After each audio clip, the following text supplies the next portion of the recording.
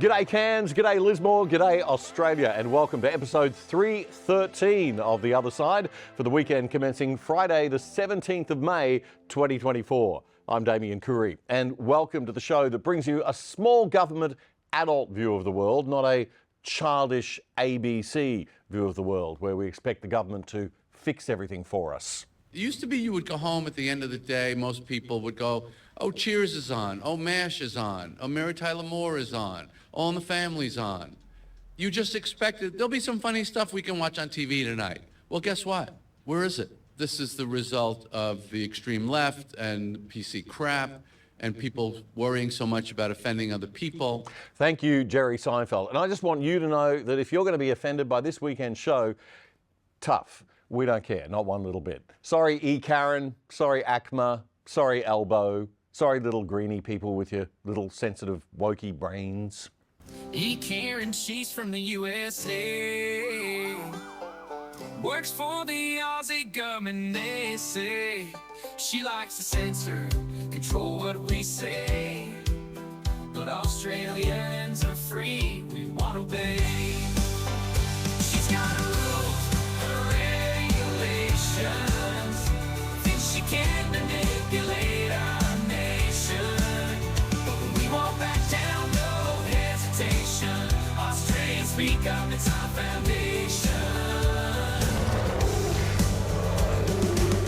I love that song. Yep, this is your summary of the week's best commentary from a centre-right classical liberal perspective to help you catch up and get smart for the weekend and the week ahead. This is The Other Side. The latest polling in the United States shows that if a presidential election was held today, without doubt, Donald Trump would beat Joe Biden. Even the left-leaning Fareed Zakaria on CNN is admitting that with less than 6 months to go until the election, things do not look good for Biden. Trump is now leading in almost all the swing states, but behind those numbers lie even more troubling details. As someone worried about the prospects of a second Trump term, I think it's best to be honest about reality. I understand that polls are not always accurate, but in general, they have tended to underestimate Donald Trump's support, not overestimate it.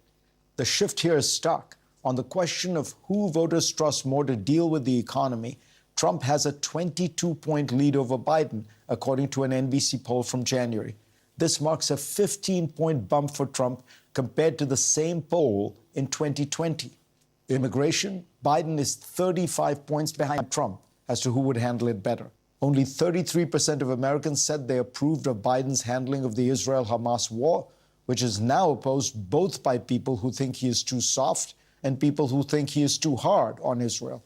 The one that troubles me the most is on the question of who was the more competent. Joe Biden led Donald Trump by 9 points in 2020, but Trump now leads by 16 points in January 2024. That 25-point shift could be a reflection of people's sense that the president's age is affecting his capacity to govern. Yeah, you reckon? It seems that the only way for the Democrats to win now is to find a superstar to replace Biden or put Trump in jail. But every time they try to bring charges against Trump, they end up making him look more like a martyr. In the current trial running in New York, the state prosecution, it's a Democrat government and a Democrat prosecutor, is trying to make the case that Donald Trump paid hush money to a former porn star that he'd had an affair with named Stormy Daniels. That in itself isn't technically illegal, but the technicality that Trump may have falsified some of his business records to cover up the payment is. Whatever it takes, right? Anyway, the credibility of Stormy Daniels, or whatever existed of it in the first place, was completely shot this week when left-leaning, Democrat-voting, Trump-hating TV host Bill Maher revealed the absolute untrustworthiness of Daniels as a witness in any way, shape or form whatsoever. Maher replayed a video clip from an interview he did with Stormy Daniels in 2018, telling him that she was fully consenting in the sex that she claims to have had with Trump. But that completely contradicted the far more Me Too style victim story she delivered in the court witness box this week. Here's how Bill Maher told it on his show. And first I asked her why she had sex with Trump. Listen to that, and then listen to what she says after that, and then we're going to talk about the trial, because it's quite a variance of what she said to me in 2018. Why did you Donald Trump? Okay, but you say it's not a Me Too case. It is not a Me Too case. I mean, I wasn't assaulted. I wasn't attacked or raped or coerced or blackmailed. They tried to shove me in the Me Too box to further their own agenda. And first of all, I didn't want any part of that because it's not the truth, and I'm not a victim in that regard. That's not what she's saying now. She's talking about he was bigger and blocking the way. It's all the Me Too buzzwords. She said there was a power imbalance of power, for sure. My hands were shaking so hard. She said she blacked out. Blacked out? She's a porn star. Right. Well, that's one witness with absolutely zero credibility. Next. So anti-Trump commentators in America then shifted gear and made a big deal about the fact that the star witness in the case, former Trump lawyer Michael Cohen, was going to be in the stand. Cohen used to work for Trump. He described himself in the court as Trump's fixer. And he's the only person that's likely to provide any direct evidence that Trump ordered a cover-up of a payment to Daniels. But the thing about Cohen is he hates Trump and he has an axe to grind. He spent more than a year in prison after pleading guilty to 9 federal crimes that had nothing to do with Trump. And he was disbarred as a lawyer. Since getting out of jail, he's had his own podcast in which he constantly criticizes Trump, and he's written 2 books about Trump, and one of them was called Revenge. So he's hardly what you'd call a credible witness, especially since this is what he used to say about Trump. One thing Donald Trump is, he's a compassionate man. He's a man of great intellect, great intuition, and great abilities. Mr. Trump's memory is fantastic, and I've never come across a situation where Mr. Trump has said something that's not accurate. Mr. Trump truly cares about America. He loves this country. He's an amazing negotiator, maybe the best ever in the history of this world. The words the media should be using to describe Mr. Trump are generous, compassionate, principled, empathetic, kind, humble, honest, and genuine. That little compilation from CNN. Yeah, just a little bit inconsistent from Cohen there.